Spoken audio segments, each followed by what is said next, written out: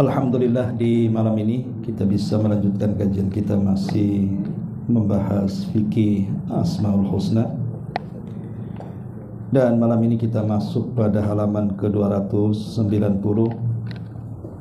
Kita akan membahas nama Allah Subhanahu wa taala Al-Hakimu Al-Hakam. Al-Hakim, Maha bijaksana, dan Al-Hakamu, Maha pemutus perkara. Baik, ma'asyiral muslimin wal muslimat rahimani wa rahimakumullah. Al-Hakim disebutkan di dalam Al-Quran itu sekitar 94 kali. Artinya nama Allah Al-Hakim ini cukup banyak disebutkan di dalam Al-Quran. Tentu karena pentingnya pembahasan nama Allah Al-Hakim ini. Baik Al-Hakim ataupun Al-Hakam, dua-duanya memiliki sifat Al-Hikmah. Sebelum kita masuk pada pembahasan, sedikit kita akan bercerita tentang beberapa kisah yang berkaitan dengan nama Allah Al-Hakim. Di dalam surah Yusuf, tepat pada ayat 83, ketika Nabi Allah Ya'qub alaihi salatu wassalam sedih karena kehilangan putra pertamanya Yusuf alaihi salam, kemudian juga disusul dengan hilangnya putra beliau yang bernama Binyamin, dan dua-duanya seayah dan seibu. Adapun saudara Nabi Yusuf yang lainnya beda ibu satu ayah. Tentu seorang ayah sangat sedih kehilangan dua putranya ini. Apalagi Nabi Allah Yusuf alaihi salatu wassalam adalah putra yang paling disayang Nabi Allah Ya'qub. Tetapi Nabi Allah Ya'qub alaihi salatu wassalam sangat yakin bahwa keduanya pasti akan berjumpa. Makanya Allah katakan dalam surah Yusuf 83, qala bal sawwalat lakum anfusukum amra fasabrun jamil asallahu an ya'tiyani bihim jami'a innahu huwal alimul hakim. Yakub pun berkata, hanya dirimu sendirilah yang memandang baik perbuatan yang buruk itu. Maksudnya perkataan Yakub kepada anak-anaknya, karena anak-anaknya lah yang sebenarnya mencelakakan saudaranya Yusuf dan yang membuat tertahan Binyamin di Mesir. Maka Yakub hanya mengatakan, sungguh kesabaran yang baik itulah yang bisa menenangkan diriku. Mudah-mudahan Allah mendatangkan kepada mereka semuanya kepadaku. Sesungguhnya dialah yang maha mengetahui lagi maha Al-Hakim bijaksana.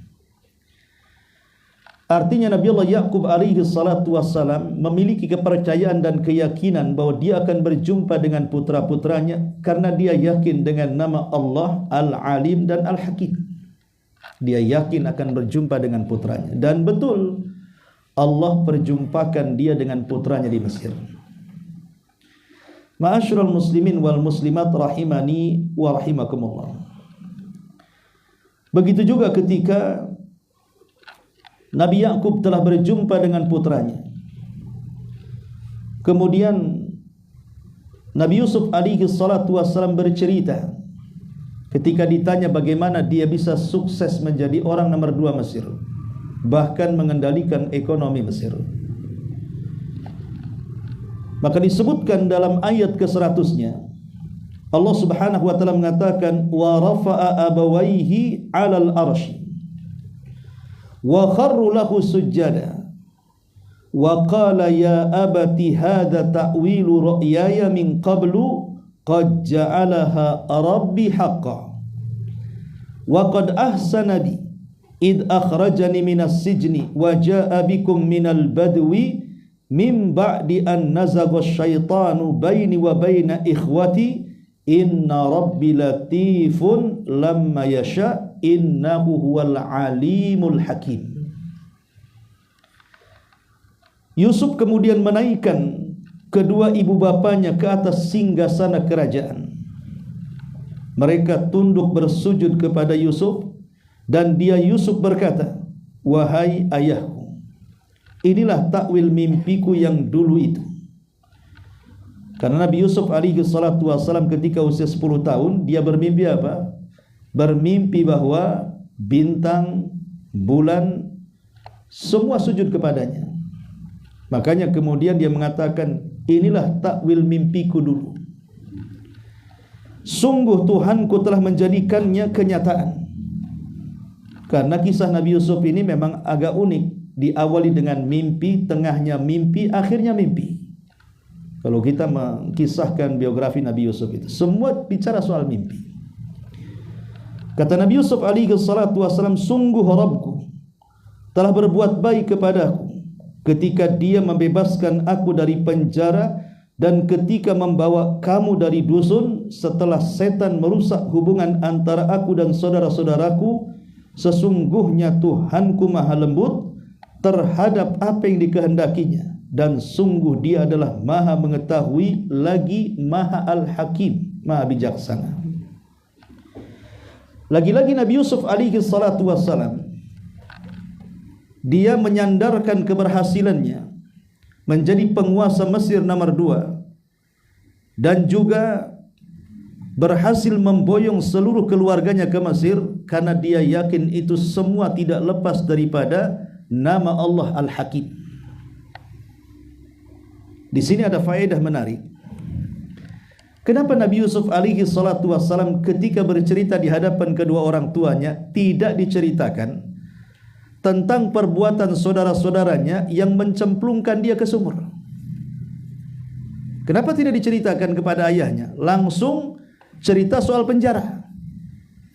Kemudian hanya mengatakan perselisihan antara dia dan saudaranya itu karena setan. Kenapa Nabi Yusuf tidak diceritakan dari awal?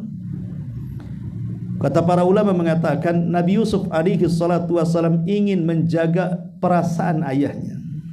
Sebab kalau tahu anak-anaknya yang mencelakakan Nabi Yusuf dimasukkan ke dalam sumur, tentu akan sakit hati bapaknya ini. Karena ketika itu kan alasan saudara-saudaranya tidak pulang bersama Yusuf karena Yusuf dimakan serigala, kemudian pakaiannya dipoles dengan darah kambing, kemudian dikatakan ini adalah pakaian Yusuf. Buktinya ada darahnya. Karena Yakub buta, ya iya saja. Ya. Tapi dia yakin Yusuf tidak mati.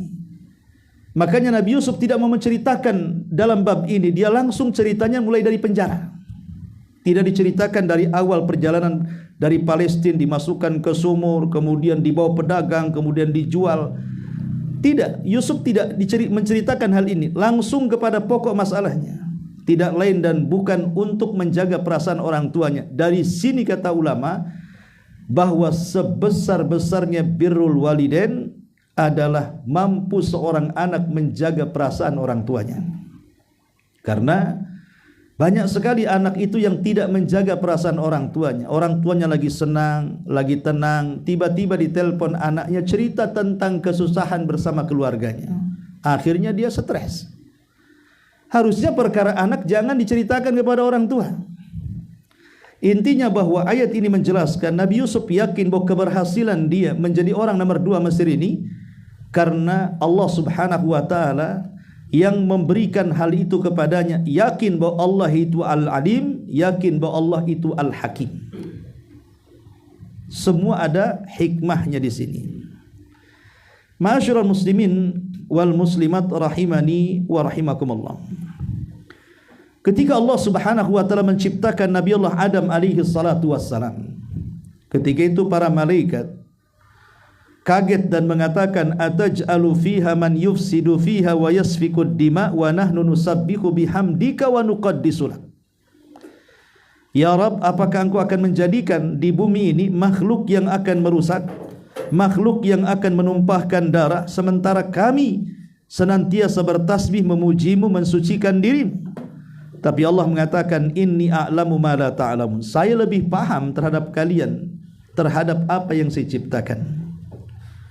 Baru setelah kemudian Allah mengajarkan kepada Adam berbagai macam nama-nama yang tidak diajarkan kepada para malaikat. Dari situlah malaikat baru paham hikmah kenapa Allah menciptakan Adam. Makanya malaikat mengatakan, qalu subhanaka la ilma lana illa ma 'allamtana innakal antal alimul hakim. Ya. Malaikat mengatakan, subhanak, maha suci engkau ya Rabb. Tidak ada ilmu pengetahuan bagi kami kecuali apa yang kau ajarkan kepada kami. Dan engkau zat yang maha mengetahui lagi maha bijaksana. Baru malaikat paham kenapa Allah menciptakan Adam. Tidak lain karena malaikat paham tentang alim al-hakim. Dan semua ada hikmahnya. Karena di antara sifat Allah dari al-hakim adalah hikmah. Semua ada hikmahnya. Dan orang yang yakin dengan hikmah Allah subhanahu wa ta'ala, bahwa Allah itu al-hakim dan memiliki sifat hikmah, maka saya kira setiap manusia yang diberikan ujian dan cobaan oleh Allah subhanahu wa ta'ala, dia tidak akan merasa sedih, merasa putus asa, merasa berburuk sangka dengan Allah azza wa jalla. Kenapa? Karena terkadang ujian yang Allah berikan kepada kita bagian daripada hikmah yang kita tidak ketahui. Berapa banyak orang-orang sakit tidak disembuhkan oleh Allah subhanahu wa ta'ala, padahal dia sudah ke sana kemari mencari kesembuhan. Boleh jadi ada hikmah kebaikan di dalamnya. Sebab kalau dia sembuh, dia bisa kufur, sehingga lupa dengan Allah. Berapa banyak orang-orang yang kemudian fakir, meminta kekayaan, tidak juga diberikan kecukupan dan kekayaan. Boleh jadi kalau dia kaya, dia bisa melampaui batas.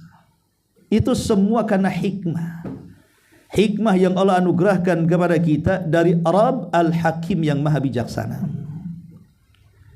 Ketika Allah subhanahu wa ta'ala menciptakan manusia dan jin, Allah tidak menciptakan manusia dan jin itu sia-sia. Allah tidak menciptakan kita ini abasa, sia-sia. Tapi ada hikmah kenapa Allah menciptakan kita. Bukan karena kita berhajat atau Allah berhajat dengan kita sehingga Allah menciptakan kita. Allah tidak berhajat dengan kita. Karena kalau seandainya seluruh manusia kufur, tidak menjadikan berkurang kekuasaannya. Sebagaimana kalau seluruh manusia beriman, tidak menambah pun kekuasaannya. Allah tidak berhajat dengan kita. Lalu kenapa Allah menciptakan kita? Tidak lain karena sebuah hikmah. Wa ma khalaqtul jinna wal insa illa liya'budun. Hikmahnya supaya kita beribadah. Jadi segala sesuatu di alam semesta ini tidak lepas dari hikmah Allah subhanahu wa ta'ala.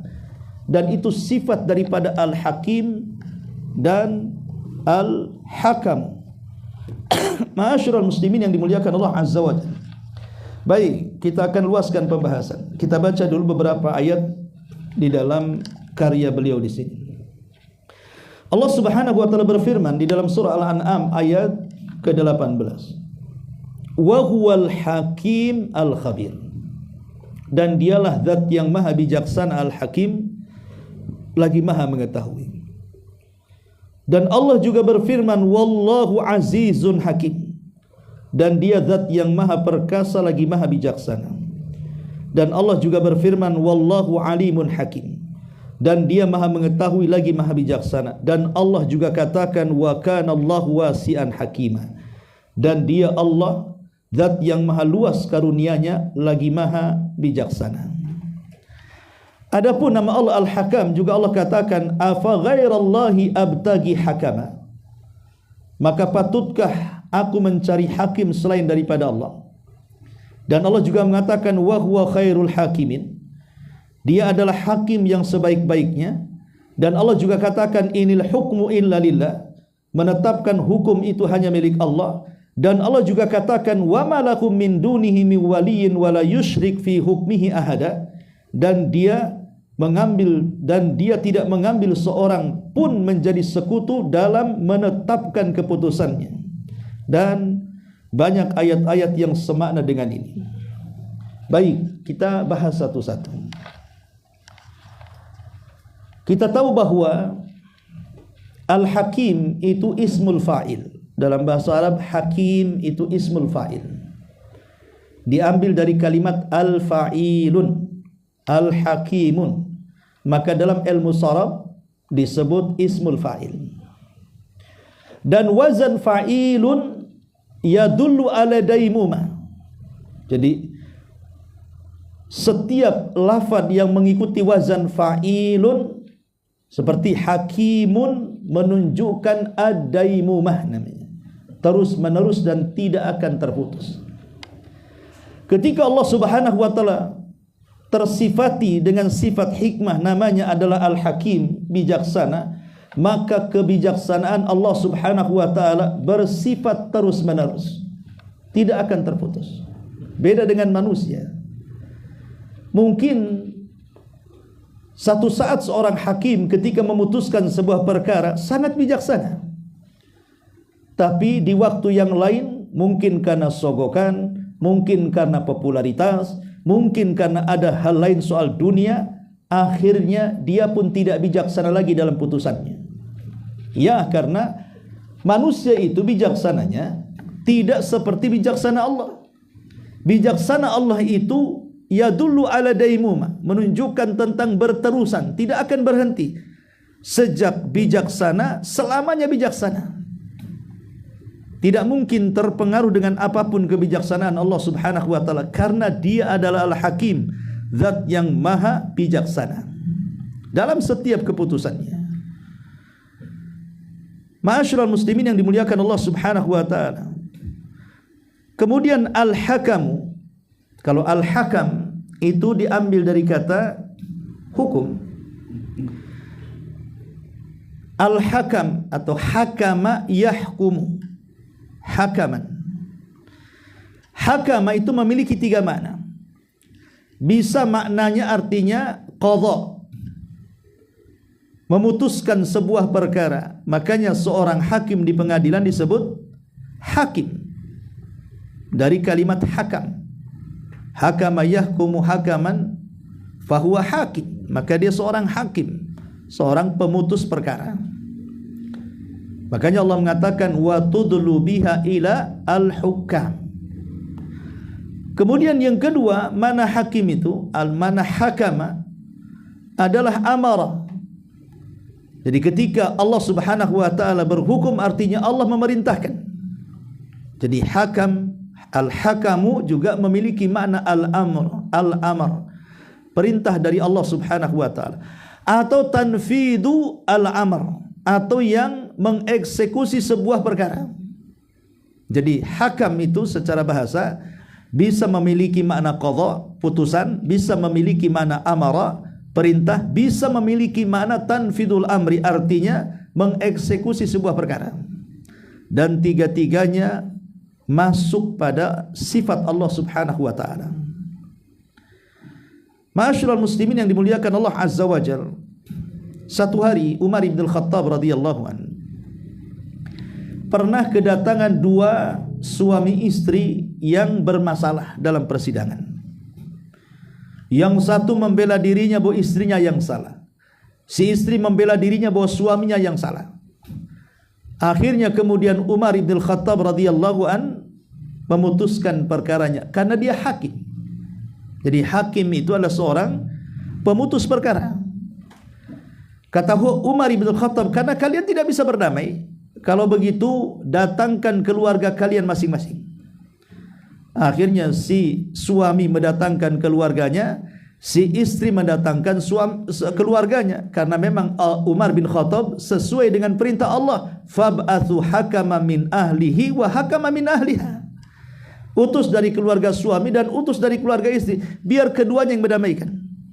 Setelah datang dua keluarga, kemudian Umar bin Khattab mengatakan, kalau kalian tidak bisa mendamaikan dua orang ini, maka kalian akan mendapatkan hukuman cambuk. Kata keluarganya masing-masing, ya Amirul Mukminin, salah apa kami? Kami hanya diundang. Yang salah kan suami istri itu. Kenapa hukuman jatuh kepada kami? Ya. Kan betul kata mereka kan. Kan yang salah suami istri. Kenapa kami keluarga yang diundang kok kamu menghukum kami dan mengancam kalau tidak bisa mendamaikan, kalian yang akan dipukul katanya. Maka Umar bin Khattab radhiyallahu an mengatakan, ya, kenapa demikian? Karena Allah berfirman. Allah mengatakan, in khiftum shiqaqan bainihima fab'athu hakaman min ahlihi wa hakaman min ahliha yurida islahan yuwaffiqillahu bainahuma innallaha kana aliman khabira. Maka Umar mengatakan, karena Allah berfirman, kalau ada masalah suami istri, maka fab'athu hakaman min ahlihi wa hakaman min ahliha, utus dari keluarga masing-masing, baik keluarga suami atau istri, yurida islaha, kalau keduanya mau baikan, yuwaffiqillahu bainahuma, pasti Allah akan berikan taufik kepada keduanya. Seolah-olah Umar mengatakan, kalau kalian dua keluarga ini memang keduanya pengen baik, ya, baik keluarga si suami atau keluarga si istri, kalau kalian keluarga berdua ingin baik nih anak-anak kalian, maka pasti Allah akan berikan taufik. Pasti Allah akan memberikan taufik kepada keduanya, pasti akur. Tapi kalau kalian tidak menghendaki kebaikan, pasti Allah tidak memberikan taufik. Seolah-olah apa? Umar ingin mengatakan, kalianlah kuncinya. Kalau ingin baik ada pada kalian, kalau tidak ingin baik juga ada pada kalian. Berarti kalau keputusan kalian salah, itulah kami hukum, kata Umar. Bisa dipahami kalimat Umar ini? Ya. Makanya kenapa hukuman justru diberikan kepada keluarga yang tidak sangkut paut dengan suami? Karena keduanya yang menjadikan baik buruknya suami istri yang hendak bercerai tadi. Lah ini menunjukkan apa? Menunjukkan kebijaksanaan Umar. Lah dalam bahasa Arab, karena Umar lah seorang al-hakim, seorang pemutus perkara. Ya, itu kepada manusia saja, manusia bisa menghakimi orang. Tetapi sekali lagi keputusan manusia itu tidak akan berdampak lama. Karena terkadang ada keputusan yang salah seperti yang terjadi kepada Nabi Allah Daud. Pernah dia memutuskan sebuah perkara yang hanya mendengar satu telinga dan menutup telinga satunya. Akhirnya Allah iqab dia. Dari situ dia menyesal, istighfar kepada Allah, dan dia pun berjanji untuk lebih lagi mementingkan kepentingan rakyatnya. Ya. Ma'asyiral muslimin yang dimuliakan Allah Subhanahu wa taala. Para ulama mengatakan bahwa kalimat al-hakim atau al-hakam atau al-hukmu, di sini ada 3 kalimat, ya, al-hakim, al-hakam, al-hukmu. Ada yang mengatakan hakam itu ya hukum, ya. Dan ingat bahwa hukum itu tidak boleh kecuali kepada Allah Subhanahu wa taala. Sebab kalau hukum tidak dikembalikan kepada Allah, tidak pernah ada keamanan di sebuah negeri manapun. Contoh umpamanya, kita sajalah di negeri Indonesia, sejak zaman Belanda, Jepang sampai sekarang, itu kan orang itu kan sudah silih berganti, bergenerasi. Mungkin kakek buyut kita meninggal, kemudian datang generasi berikutnya meninggal, datang generasi berikutnya, sampailah kepada kita. Dengan adanya perkembangan zaman, dengan adanya perkembangan teknologi, dengan adanya perkembangan global yang jauh dari dekat, informasi mudah didapat dan begitu seterusnya, ya. Terkadang satu dengan yang lainnya itu kan tidak sama cara berpikirnya, otaknya itu tidak sama. Jangankan orang ramai, antum yang ada di sini saja, saya lemparkan satu perkara, mungkin ada antum masing-masing, tidak akan sama. Untuk menuju satu titik kemaslahatan itu, kalau ada masalah, pasti orang itu akan berbeda pendapat cara penyelesaiannya. Boleh jadi perbedaan pendapat itu mengakibatkan permusuhan, mengakibatkan peperangan. Kenapa? Karena hukum manusia itu bukan solusi. Secerdas apapun manusia membuat undang-undang, kalau diterapkan tetap tidak akan ada kesempurnaan. Tidak akan ada kesempurnaan. Hukum barat dengan hukum timur akan berbeda. Dan hukum masing-masing cocok diterapkan di daerahnya masing-masing. Kenapa? Karena hukum manusia itu ada kekurangannya. Lalu bagaimana cara menyatukan supaya hukum menjadi satu? Inil hukmu illa lillah. Kalau ingin mengatasi sebuah masalah yang besar melibatkan banyak manusia, yang bisa menyelesaikan kembali kepada hukum Allah. Itulah al-hukm. Ya. Makanya ikhwatu fiddin muliakan Allah Azza wa Jalla, Allah mengatakan kana nasu ummatan wahidatan. Dulu umat manusia itu satu dari zaman Adam ke zaman Nuh. Kemudian faba'atsallahu nabiyyin. Di sini ada kalimat yang terbuang dalam ayat. Kalau ditakdirkan itu fakhtalafu. Jadi kana nasu ummatan wahidatan fakhtalafu. Faba'atsallahu nabiyyin. Dulu umat ini satu, kemudian berselisih. Lah berselisih manusia ini dari zaman ke zaman tidak mungkin diselesaikan dengan hukum manusia. Makanya Allah mengatakan faba'atsallahu nabiyyin. Allah utus nabi-nabi untuk apa? Menyelesaikan perselisihan manusia.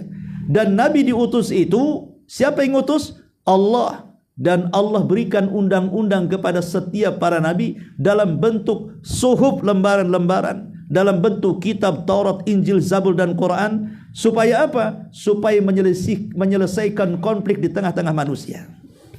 Karena tidak ada yang menyelesaikan hukum kecuali hukum Allah. Allah mengatakan fa in tanaza'tum fi syai'in farudduhu ilallahi wa rasul. Kalau kalian berselisih tentang sebuah permasalahan, tidak akan selesai masalah itu sampai dikembalikan kepada Allah dan kepada Rasulnya, baru kelar. Dari sini kita tahu bahwa Al-Hakim, Al-Hakam, Al-Hukmu itu satu kesatuan. Bahwa tiga-tiganya memiliki sifat al-hikmah. Semua perintah Allah itu ada di dalamnya hikmah. Semua larangan Allah itu di dalamnya hikmah. Semua perintah ada hikmahnya, semua larangan ada hikmahnya, dan semua perkataan ada hikmahnya, semua perbuatan ada hikmahnya. Tidak ada satupun yang tidak ada hikmahnya. Makanya para ulama mengatakan makna hakim itu banyak disebutkan para ulama, tapi yang paling mendekati kalimat al-hakim adalah dua makna. Disebutkan oleh para ulama ada dua makna yang dekat dengan kalimat al-hakim. Makna yang pertama, maksudnya adalah al-hakim, di mana Allah Subhanahu wa taala ketika mengucapkan sesuatu dalam firman-firman-Nya ataupun dalam melakukan sesuatu dalam perbuatan-perbuatannya, maka pasti Allah Subhanahu wa taala akan meletakkan sesuatu itu pada tempatnya. Jadi hukum kauni, hukum alam ini, Allah Subhanahu wa taala ketika menciptakan itu pasti tidak ada kesalahan, tidak ada cacat. Dan seluruh aturan di alam semesta ini semuanya sesuai dengan kehendak Allah. Allah letakkan sebagaimana posisinya. Makanya dari sini kita lihat alam semesta beserta isi-isinya tidak ada bermasalah kan? Tidak ada bintang bertabrakan, langit jatuh menimpa langit berikutnya, ya. Bahkan posisi-posisi matahari dan bulan dan bintang-bintang itu cocok dengan manusia. Contoh pamannya matahari. Allah Subhanahu wa taala sudah meletakkan matahari itu di porosnya. Kenapa Allah letakkan di porosnya? Karena Allah Subhanahu wa taala tahu kemaslahatan manusia. Allah itu zat yang maha bijaksana. Matahari bergeser saja mendekati bumi, terbakar kita. Matahari bergeser menjauh dari bumi saja, beku kita. Ketika Allah tetapkan matahari di porosnya sehingga kita tidak beku, kita tidak terbakar. Disesuaikan kan? Itu menunjukkan apa? Ciptaan Allah itu luar biasa, disesuaikan dengan letak-letaknya. Itu makna hakim pertama. Tadbirul kaun artinya mengatur alam semesta ini betul-betul diatur sesuai dengan posisinya masing-masing. Bintang di sini, bulan di sini, matahari di sini, langit di sini, dan begitu seterusnya. Dan Allah atur sedemikian rupa. Makanya dalam kisah Bani Israel, walaupun sebagian para ulama menganggap lemah riwayatnya, tapi kita ambil ibrahnya. Nabi Musa alaihi salatu wassalam ketika bertanya kepada Allah Subhanahu wa taala, hal yanamu rabbu? Hal yanamu rabbi? Apakah Rabbku ini bisa tidur? Apakah Rabbku ini bisa tidur? Jadi Nabi Musa ingin mengkias dengan manusia, karena manusia lelah habis bekerja, kalau tidak tidur kan lemas dia. Jadi Allah Subhanahu wa taala mengutus malaikat Jibril untuk meletakkan 2 bejana berisi air, kemudian disuruh megang dengan kedua tangannya sambil berdiri. Kemudian Jibril mengatakan, peganglah 2 bejana ini dan jangan duduk apalagi berbaring, posisinya berdiri. Kata Musa, sampai kapan? Sudah, nanti kau tahu. Akhirnya lama begini kan, lama-lama Musa ngantuk. Habis ngantuk, ya namanya orang ngantuk kadang kaget. Ketika kaget itulah bejana sebelah kiri jatuh prang, tapi dia masih bertahan. Akhirnya nggak tahan juga ngantuk, ketiduran dia. Akhirnya jatuhlah bejana sebelah kanan. Baru Jibril mengatakan kepada Musa, wahai Musa, kalau Rabbmu seperti kamu tidur, galaksi ini akan hancur. Siapa yang mengatur? Sempat Allah tidur sehari saja, mungkin sudah kiamat. Bumi, langit, galaksi semuanya ini. Itulah kenapa Allah tidak tidur. Dan tidak tidur bagi Allah itu sifat yang sempurna. Makanya Allah mengatakan Allah itu tidak sinatun wala naum. Dia tidak ngantuk apalagi tidur. Karena Allah Subhanahu wa taala yang mengatur alam semesta dengan hikmahnya. Maksudnya hikmahnya, dia sudah meletakkan kepada sesuatu pada tempatnya. Dan itu yang dikatakan oleh Imam Ibnu Jarir dan juga Imam Ibnu Katsir rahimahullah taala. Ini makna pertama al-hakim, meletakkan sesuatu pada tempatnya, adil. Ya. Kemudian makna yang kedua, makna al-hakim itu adalah al-hukmu wal quwwah. Jadi Allah itu di tangannya kekuatan hukum, ya, kekuatan perintah. Dan dia juga kalau sudah memutuskan sebuah perkara, pasti akan terjadi. Pasti akan terjadi. Makanya kenapa Al-Hakim ini terbagi menjadi 2. Ada Al-Hakim fil kauni, ada Al-Hakim fi syar'i. Hakim fil kaun maksudnya urusan di alam semesta ini Allah yang mengatur segala sesuatunya sesuai dengan tempat-tempatnya. Adapun al-hakim fi syar'i maksudnya yang bijaksana dalam syariatnya, bahwa aturan-aturan manusia yang Allah Subhanahu wa taala aturkan dengan mengutus para nabi dan rasul dan menurunkan kitab-kitab itu, maka itu semua demi kemaslahatan kita umat manusia. Karena Allah yang menciptakan kita, Allah yang tahu maslahat kita. Bahkan kita sendiri tidak tahu maslahat kita. Betapa banyak orang-orang yang menyakiti diri sendiri, bahkan bunuh diri, bahkan menyakiti dengan menahan sakit, menahan dendam, menahan macam-macam. Kita sendiri tidak tahu diri kita siapa. Yang tahu kita adalah yang menciptakan kita, dan dia tahu maslahat kita. Makanya dengan tahunya maslahat kita, diutuslah para nabi, diturunkanlah kitab-kitab, dan semua para nabi dan rasul dan kitab-kitab yang diturunkan oleh Allah isinya penuh dengan hikmah kebijaksanaan. Kita punya syariat penuh dengan hikmah, rasul yang diutus penuh dengan hikmah, syariat kita pun penuh dengan hikmah. Semua tidak lepas daripada hikmah, karena datang dari Rabb yang Maha Al-Hakim. Itulah kalimat Al-Hakim di dalam Al-Quran. Ma'asyiral muslimin yang dimuliakan Allah Azza wa Jalla. Lalu setelah kita bentangkan makna Al-Hakim, Al-Hakam, Al-Hukmu di sini, lalu apa buah beriman kepada 2 nama ini, Al-Hakim dan Al-Hakam di sini? Pertama, Al-Hukmu lillahi wahdah. Kita harus yakin bahwa pemegang hukum itu hanya Allah semata. Pemegang hukum itu hanya Allah semata. Inil hukmu illa lillah. Ingat, hukum itu hanya milik Allah. Kalau hendak berhukum, jangan berhukum kepada selain Allah. Makanya kalau orang berhukum kepada hukum selain Allah, dipastikan tidak akan membawa keadilan selamanya. Hanya hukum Allah lah yang membawa keadilan. Tapi di zaman sekarang aneh, kadang-kadang orang terhadap hukum Allah Al-Quran ini mereka tidak yakin, sehingga berani melanggar hukum Allah Subhanahu wa ta'ala.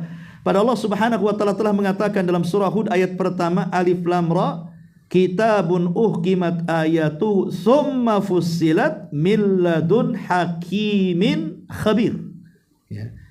Alif Lam Ra, Inilah satu kitab maksudnya Al-Quran yang ayat-ayatnya disusun dengan rapi sedemikian rupa serta dijelaskan serinci-rincinya yang diturunkan dari sisi Allah yang Maha Bijaksana Al-Hakim dan Maha Mengetahui. Memang kebanyakan nama Allah Al-Hakim kalau kita perhatikan dalam ayat-ayat itu selalu digandengkan dengan kalimat alim, itu kebanyakan. Dan Al-Aziz, itu yang banyak. Kalimat Al-Hakim dalam Quran itu biasa digandingkan dengan dua nama ini, Al-Aziz, Izzah, dan yang kedua Al-Alim, karena sangat erat kaitannya. Kalimat Hakim dengan Alim dan kalimat Hakim dengan Al-Aziz ini. Tapi yang ingin saya katakan bahwa Allah Subhanahu wa Ta'ala sudah menurunkan ayatnya dengan sangat rapi dan dijelaskan sejelas-jelasnya, tapi masih juga orang tidak paham dengan Quran. Padahal ingat, Quran itu turun dari siapa? Al-Hakim. Semua isinya bijaksana. Semua isinya penuh hikmah kebaikan. Baik dalam bentuk perintah ataupun dalam bentuk larangan. Karena dalam setiap perintah itu kalau kita lakukan pasti ada kebaikan. Sebagaimana dalam larangan, kalau Allah melarang pasti ada madarat di dalamnya itu. Enggak mungkin di balik larangan ada kebaikan, di balik perintah ada madarat, mustahil. Karena Allah itu menurunkan Al-Quran dari zat yang hakim, isinya penuh dengan kebijaksanaan. Tapi orang kenapa memilih hukum selain Al-Quran coba? Bahkan sebagian manusia ada yang mengatakan tidak layak hukum Quran diterapkan di zaman ini. Contoh umpamanya orang rajam, potong tangan, dera dan yang semacamnya. Ya kan? Itu banyak yang menolak. Seolah-olah ini bukan dalam bentuk keadilan. Akhirnya yang terjadi apa? Ketika meninggalkan hukum Allah, pencurian ya tetap di mana-mana, perzinahan ya tetap di mana-mana, pembunuhan seolah nyawa tidak berharga, dan itu sudah biasa. Kenapa? Meninggalkan hukum Allah. Tidak yakin dengan zat Al-Hakim. Ma'asyiral muslimin yang dimuliakan Allah Azza wa Jalla, maka hikmah yang pertama ataupun buah yang pertama adalah ingat bahwa hukum itu hanya milik Allah Subhanahu wa Ta'ala. Ini yang pertama. Yang kedua, Allah Subhanahu yahkumu ma yurid wa ma yasha wa huwa wahdahu la syarikalah. Allah Subhanahu wa Ta'ala ketika berhukum, memutuskan perkara ataupun mengeksekusi sebuah perkara ataupun memerintahkan sebuah perkara, maka itu semua sesuai dengan kehendaknya, sesuai dengan keinginannya, tidak ada yang intervensi kepadanya.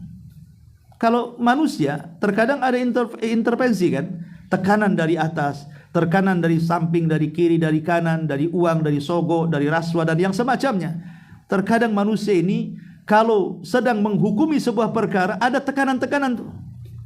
Mungkin yang dihukumi itu kerabatnya, masih sayang dengan kerabatnya, atau tetangganya, atau mungkin orang yang berjasa kepadanya, macam-macam manusia ini. Dia tidak bisa memberikan hukuman sekehendaknya, sebebas-bebasnya, dan itu hanya bisa dilakukan oleh Allah Subhanahu wa Ta'ala.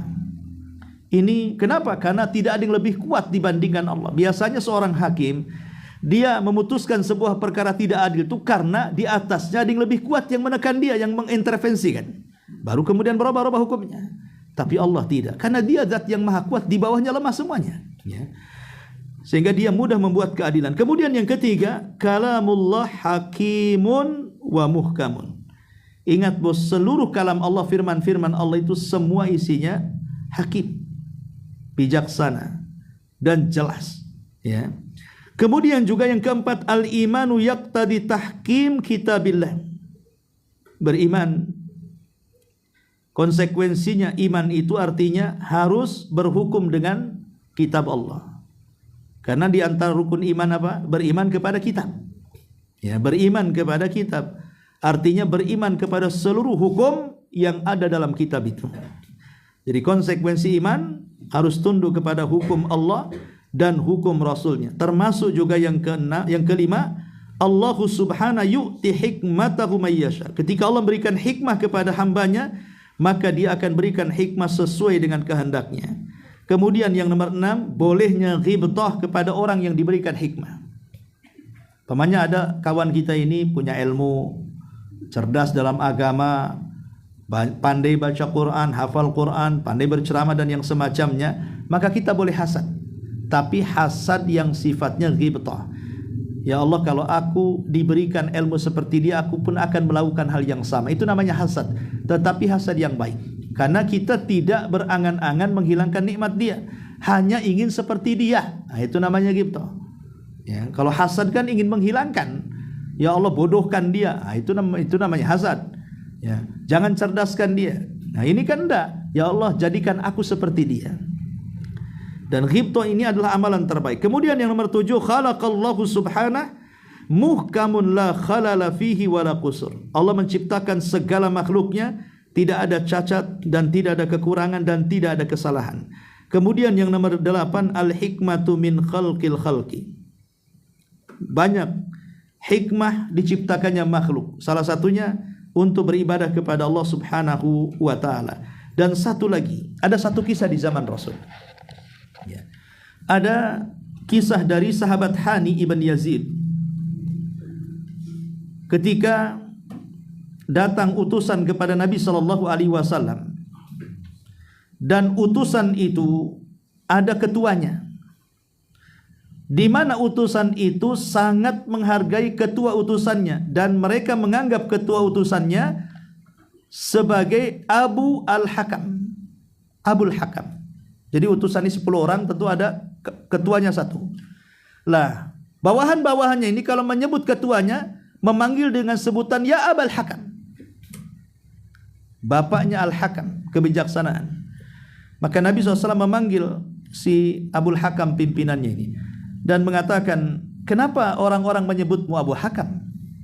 Maka kemudian dicerita, begini wahai Rasulullah, posisiku di kaumku ini, kalau ada masalah antar kabilah, kalau ada masalah antar rumah, kalau ada masalah antar manusia, maka selalunya mereka datang kepadaku. Kemudian aku putuskan perkara mereka, kemudian mereka pun berdamai. Maka manusia menyebut aku Abul Hakam. Aku ini bapak bijaksana karena setiap putusanku menenangkan orang. Ya. Maka Nabi SAW mengatakan, oh begitu. Saya ingin tanya, kamu punya anak? Ya, saya punya anak. Siapa anakmu? Kemudian dia mengatakan, anak pertamanya namanya Shureh, anak kedua namanya Muslim, anak ketiga namanya Abdullah. Kemudian Rasul mengatakan, siapa di antara laki-laki dari anak-anakku yang paling besar? Maka orang ini mengatakan, Shureh ya Rasulullah. Kalau begitu kamu jangan dipanggil Abul Hakam, kamu dipanggil Abu Shureh. Tinggalkan kunyah itu, tapi kaulah Abu Shureh.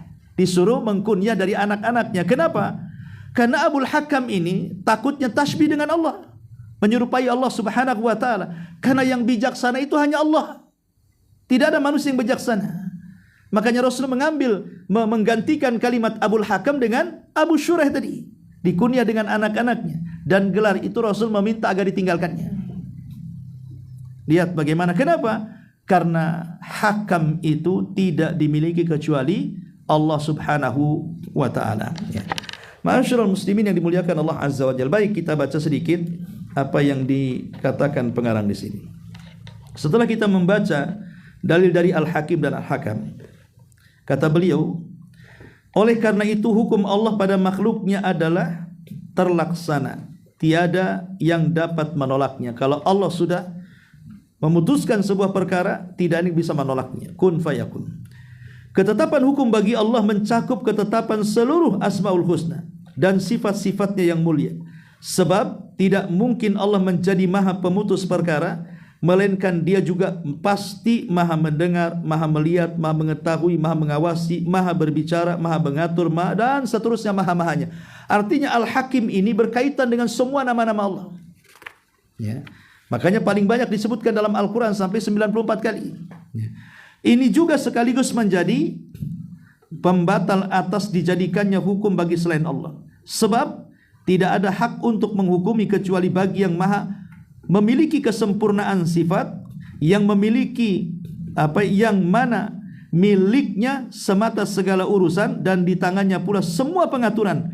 Perhatikanlah dengan baik makna tersebut pada firman Allah, fal hukmu lillahil aliyyil kabir.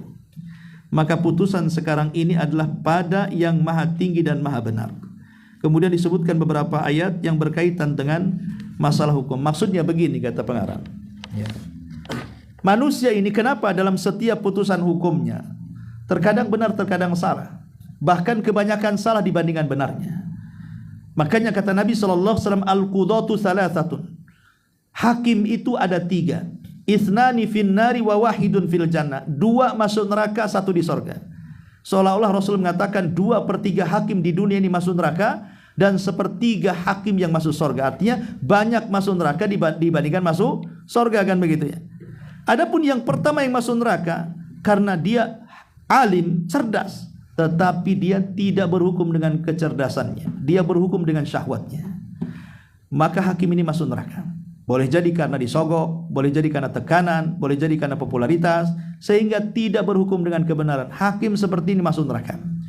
Yang kedua, hakimnya jahil. Yang namanya hakim jahil tidak bisa memutuskan kebenaran, dia pun jahil. Mungkin ijazahnya nembak, ijazahnya tidak asli. Kan banyak nih gara-gara ijazah rame, ya kan? Mungkin ijazahnya ya asal-asalan, kan gitu. Akhirnya tidak punya kemampuan. Akhirnya berhukum dengan kejahilan, memutuskan orang dengan kejahilan. Yang benar jadi salah, yang saja benar. Ini hakim masuk neraka. Ya. Kenapa ijazah nembak jadi hakim? Ya. Kemudian yang ketiga, hakim ini cerdas. Dengan kecerdasannya dan insting keadilannya, dia berhukum dengan kebenaran. Inilah hakim yang di sorga. Lah kenapa kebanyakan hakim masuk neraka dan hanya sedikit masuk sorga, 2/3 masuk neraka, 1/3 masuk sorga? Karena hakim-hakim itu tidak disifati dengan sifat-sifat sempurna. Kalau Allah ini disifati dengan sifat-sifat sempurna, 99 nama Allah bahkan lebih ada pada diri Allah. Sehingga ketika memutuskan pasti penuh dengan hikmah dan keadilan. Manusia ini tidak sempurna. Boleh saja ketika dia memutuskan pendengarannya pura-pura tuli, penglihatannya pura-pura buta, akalnya pura-pura gila, akhirnya memutuskan dengan kebatilannya. Ya, karena sifat manusia tidak sempurna, banyak kekurangannya. Itu maksud di sini kata pengarang. Baik, kemudian langsung kita loncat dalil-dalilnya. Ketika Allah Subhanahu wa taala menyebutkan dalam surah Asy-Syu'ara ayat 10 sampai 12, maksudnya bahwa yang memiliki sifat-sifat tersebut adalah yang berhak untuk membuat syariat, menghalalkannya, mengharamkannya. Sedangkan menyandarkan semua itu kepada selain Allah adalah kezaliman yang paling zalim dan perbuatan aniaya yang paling aniaya. Ya, karena manusia yang kurang tidak mungkin kemudian disifati dengan sifat sempurna. Hanya zat yang sempurnalah yang berhak membuat keaturan dan syariat. Karena terkadang begini, seorang hakim ini membuat undang-undang bagi orang lain baik, keluarga dia pula jelek. Ya kan? Dia pandai membuat undang-undang bagi orang, tapi untuk diri dan keluarganya tak pandai. Banyak hakim yang anaknya narkoba, banyak hakim yang anaknya ketangkap, dan begitu seterusnya kan. Itu karena kelalaian dan kekurangannya. Tapi Allah tidak sampai seperti itu, karena Allah zat yang maha sempurna. Baik. Ma'asyiral muslimin yang dimuliakan Allah Azza wa Jalla. Kemudian di bawah di antara nama Allah juga adalah Al-Hakam. Dalam sebuah hadis dari Hani ibn Yazid yang tadi saya katakan, tentang seorang laki-laki yang punya kunyah Abul Hakam, kemudian Rasulullah SAW mengganti dengan Abu Shuraih. Kemudian beliau memberikan catatan di sini, sedangkan kesempurnaan hikmah Allah ialah adanya hikmah baginya pada penciptaannya. Artinya tidak ada ciptaan Allah kecuali diciptakan karena hikmah. Perintah, tidak ada perintah kecuali dalamnya karena hikmah. Syariat, tidak ada syariat kecuali dalamnya ada hikmah. Jadi semua tergantung dengan hikmah. Kemudian kata beliau, yang mana Allah meletakkan segala sesuatu tepat pada tempatnya dan memposisikannya sesuai dengan porsinya. Tidak boleh ditunjukkan pernyataan kepadanya dan tidak boleh ditujukan pertanyaan kepadanya atau dicela hikmahnya dengan satu apapun. Artinya kita tidak boleh bertanya kenapa Allah menciptakan ini, kenapa Allah menciptakan itu. La tas'al amma yaf'al wa hum yus'alun. Jangan tanya perbuatan Allah, kau yang akan ditanya Allah. Ya, karena semua ada hikmahnya. Ya. Pamannya ada orang yang berpikir, kenapa Allah menciptakan gunung? Bagus diratain saja supaya tanah kita luas hektaran kan itu. Gara-gara gunung inilah akhirnya susah kita. Ada hikmahnya. Di antaranya kalau nggak ada gunung gempa, kan itu maksudnya. Kenapa kalau menciptakan lautan lebih luas dibandingkan daratan? Ada hikmahnya, boleh jadi supaya rizki manusia tidak terputus. Karena di laut itu penuh dengan ikan macam-macam kan gitu, gas macam-macam. Sebab kalau lautan sempit, nanti disedot gasnya habis, padamlah semua itu. Ya, semua ada hikmahnya. Jadi macam-macam. Jangan tanya soal perbuatan Allah. Perbuatan Allah itu pasti ada hikmahnya. Adapun hikmah Allah pada penciptaan, maka sesungguhnya Allah Ta'ala menciptakan makhluk dengan kebenaran dan mencakup kebenaran. Maka itu akhir dan tujuan penciptaan itu adalah kebenaran. Allah menciptakannya dengan sebaik-baik aturan, merapihkannya dengan kesempurnaan yang paling sempurna. Allah memberikan kepada setiap makhluk penciptaan yang sesuai dengannya. Bahkan Dia telah memberikan setiap bagian dari bagian-bagian makhluk hidup dan setiap anggota dari anggota-anggota badan dengan penciptaan dan bentuk yang sesuai. Jadi menunjukkan Allah itu kalau menciptakan sesuatu penuh dengan hikmah. Buktinya kitalah di badan kita saja, antum ngaca. Bagaimana Allah letakkan mata, Allah letakkan telinga, Allah letakkan bibir, Allah letakkan rambut, Allah letakkan tangan, kaki. Ini semua hikmah. Artinya Allah meletakkan sesuai dengan porsinya. Anda bayangkan kalau hidung dibalik ke atas, lubangnya di atas. Jangankan hujan deras, gerimis saja pakai payung, ya kan? Atau telinga ditaruh di atas kepala, apakah budak tiap hari kehujanan? Mungkin pabrik payung tuh bisa ramai gitu ya. Atau kaki mamanya digeser jadi tangan, tangan jadi kaki. Seperti orang dilihat orang cacat itu, bagaimana dia berjalan? Artinya ketika Allah memposisikan sesuai dengan porsinya, itu menunjukkan Allah itu Al-Hakim. Dan kita harus akui seperti itu. Manusia makhluk yang paling sempurna ciptaannya. Bahkan dengan dua kaki bisa tegap dan berjalan. Tidak ada makhluk yang berjalan dengan dua kaki dan tegap, tidak ada oyong ke depan, ke kiri, ke kanan. Tidak seperti binatang. Satu binatang pun tidak ada yang tegap dalam berdiri. Sebutkan binatangnya, nggak ada. Ya, itu menunjukkan Allah itu hakim. Ma'asyiral muslimin yang dimuliakan Allah Azza wa Jalla. Baiklah, selebihnya antum baca sendiri. Ya, ini saya sudah meringkas isi daripada kitab beliau ini supaya mudah dipahami. Sebab kalau antum baca sendiri kadang-kadang bingung. Ya, wallahu a'lam. Sampai di sini. Kita buat tanya jawab. Silakan kalau ada yang bertanya. Kalau yang hakim dari kebetulan nama anaknya jadi Abu Hakim itu boleh. Kalau yang hakim dari kebetulan nama anaknya itu jadi Abu Hakim boleh. Abu Hakim. Iya, ya sebaiknya cari kunyah yang tidak ada kaitan dengan nama Allah Al-Hakim. Kan ini Rasul mengatakan kepada kunyah Abul Hakim diganti dengan Abu Shuraih. Tapi ada yang mengatakan ulama membolehkan kalau punya anak Al-Hakim, kemudian bapaknya disebut Al-Hakim selama profesi dia bukan seorang hakim. Ingat ya. Jadi larangan kunyah Abul Hakam itu yang dalam hadis tadi, itu maksudnya disesuaikan dengan profesi. Kalau dia profesinya suka damai-damaikin orang, gitu ya, berarti kan profesi dia seorang hakim kan, di pengadilan itu seorang hakim namanya. Jangan kemudian kita katakan Abul Hakam. Karena baik sampai di sini. Subhanakallahumma bihamdika asyhadu an la ilaha illa anta astaghfiruka wa atubu ilaik. Allahu taala alam. Assalamualaikum warahmatullahi wabarakatuh.